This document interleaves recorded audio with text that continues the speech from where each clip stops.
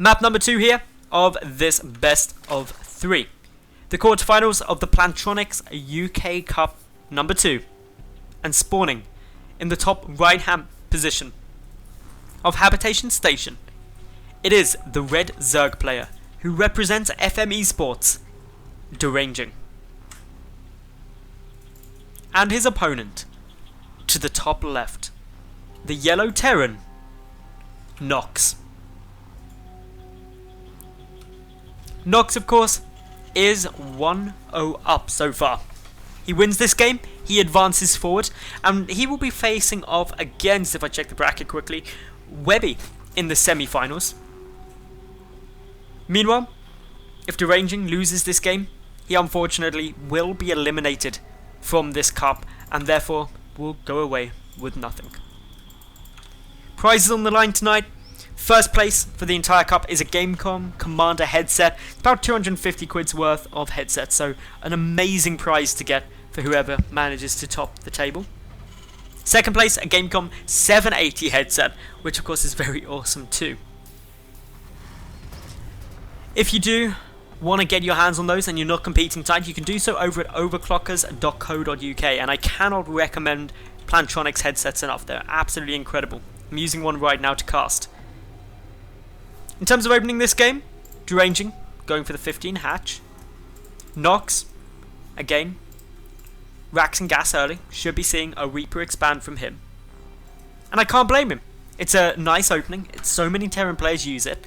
And in game 1, that harassment heavy style really seemed to cause problems for Deranging. And he just couldn't manage to keep up with just the harassment that was pretty much relentless from Nox. Deranging again, going hatch pull into gas as opposed to getting the earlier gas down for the earlier speed. The one big alteration I'd love to see from Deranging in this game would be for him to throw down 4 queens as opposed to 2. And the reason 4 queens are so effective is because it allows you to prevent additional Reaper harassment so well. It's just a bit of additional defense. Queens are very beefy, but they don't take much damage from either Hellions or Reapers, which is the most the build that was thrown out by Nox map number 1. The other benefit of 4 queens is you've got 2 constantly injecting, and you've also got 2 creep tumors produced periodically too. So that allows you to spread creep very well, further stopping those Hellions and Reapers being as effective due to the speed boost. So a couple of lings were produced early here. The Reaper already damaging them down though. There's 6 in total, which is actually, only 4 in total, I take that back, which is still pretty irritating. The Reaper though, getting some good pokes, some good prods off at it, especially before the queens are there to get additional damage down. Good control at the moment from Nox. His second Reaper joined in with the first. Not going to be able to contend with the queen quite yet. One Reaper backing away with just 4 HP. The second one also going to have to back out. Combat drugs though, ready, waiting to heal them up nice and quick, back to full health. Second gas also being taken. Factory and reactor preparing to switch across. We may again see the starport coming down, but it hasn't yet been started. Waiting to see if we will get that. Looks like we probably won't so far. No, we're definitely not going to. Another factory instead coming through. So Nox opting to go for a mech style play this game. Really nice to see that. Still waiting to see if Deranging is going to be going for the wall off at the front. It looks like yes he will. 1 Evo, should see a second Evo and a spine. That's another minor alteration to his first game strategy that will be very effective for him in preventing that Hellion Reaper play from being too devastating. By minimizing the area the Hellions can get through, you can block it with queens. And once you've blocked it with queens, it doesn't get in and it doesn't start roasting your drones. 4 Hellions now on the field. 5 and 6 coming through, as well as a second factory, of course, on its way. This is a very normal push, and Deranging with this wall off should be okay defending it. We'll need to bring the second queen from his natural base over with the third to wall off completely. But that's a very common strategy that you see used by Zergs to try and prevent this sort of pressure working. Blue Flame is now going to be coming through. And Overlord desperately trying to get across to scout this. Not currently on the right path to actually see the tech lab yet, but should suspect something is up. Blue Flame is the most common way for this to go. Meanwhile, at the natural base, the Hellions and Reapers getting a decent amount of damage down. One Queen falls, a second Queen getting quite low, but Ling's able to surround a lot of these units and clean up both of the Reapers, as well as one of the Hellions. So, very irritating there, taking that damage. More Hellions still coming out. Blue Flame is about 2/3 done. The third hatchery from Deranging, a third of the way through. And he's also got 1/1 coming down too. The one thing that Deranging doesn't have yet is a Baneling Nest.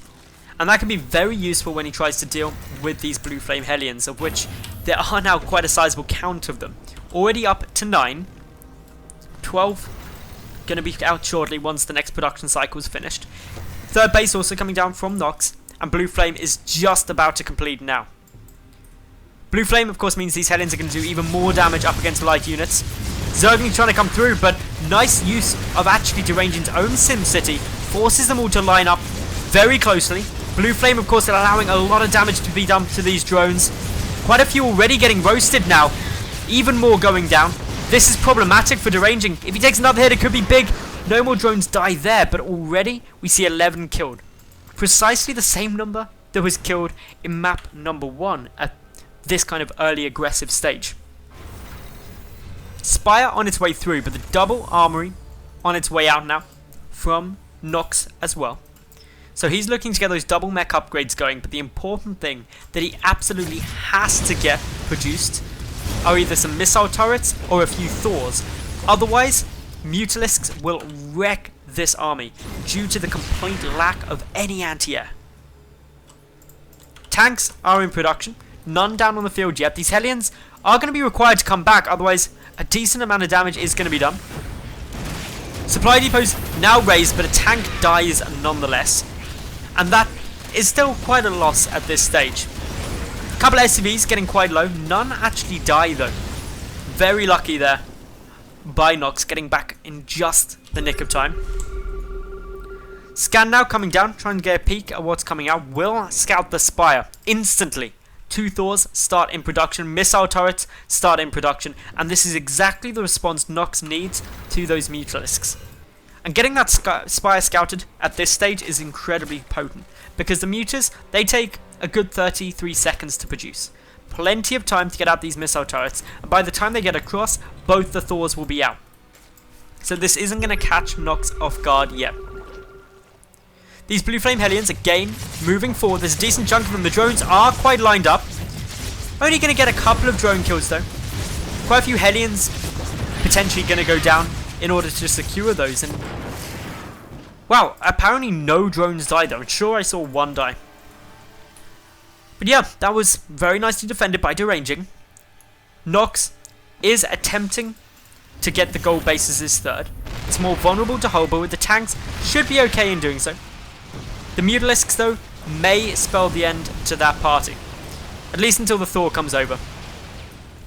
The Thor now getting a decent amount of damage done. One Mutalisk dies. Quite a few SCVs dying too, though, which isn't perfect. Missile turrets desperately need to be produced in order to stop this harassment from doing too much more. The second Thor coming through, though, definitely will spell the end to further Mutalisk play there. At least for now. The missile ring, or missile turret ring, up in the main, looking good. Covering a lot of the base. But still enough room to sneak Mutalisk Spire over the top to come in towards the back of the main mineral line. Deranging does have the 2-2 upgrades nearly completed. Meanwhile, more missile turrets being produced, and the starport now out on the field for Nox. Lings and Mutas preparing to assault the natural base, and with nothing here to defend, a lot of SCVs are going to go down. Deranging really stepping up his gameplay on this map. Nicely done, quick lift of those supply depots, but the Mutas and Lings will be strong enough to punch through one of those in order to breach the main. More SCVs getting killed now, and Nox very low in terms of his worker count. He's lost 34 workers now, and he's losing even more at this third base. This is a devastating loss for the Terran player, and frankly could be too much for him to come back from. The Mutas still harassing everywhere. The Lings at this third have just annihilated the worker count there. And Deranging, he's double expanding to go up to 5 bases, including that gold. The Lings finally now dying off, but Deranging is in such a solid spot. Going into Swarm Hosts, which is the right choice up against a mech army. A mech army, of course, very immobile, and therefore the endless siege of locusts can be very challenging to deal with, especially if you spread those Swarm Hosts nicely so the locusts don't group up. Then Tank Splash isn't as effective as dealing with them. A decent number of Thors here are going to be a little bit problematic, but Nox isn't quite all in, but he's certainly close to it, because Deranging's economy is just thriving. And if Nox isn't able to knock out some of those bases, deal a lot of damage, now if not win, it's going to be so hard to try and stop. The important thing is that the Swarm Host count is very low still, only 3 on the field. There are 5 more coming through, but they're not too scary. The Lings trying to rapidly take down these Thors, the Mutalisk coming through, and with that, well, Deranging levels out the series, takes it to 1-1. Congratulations to him there.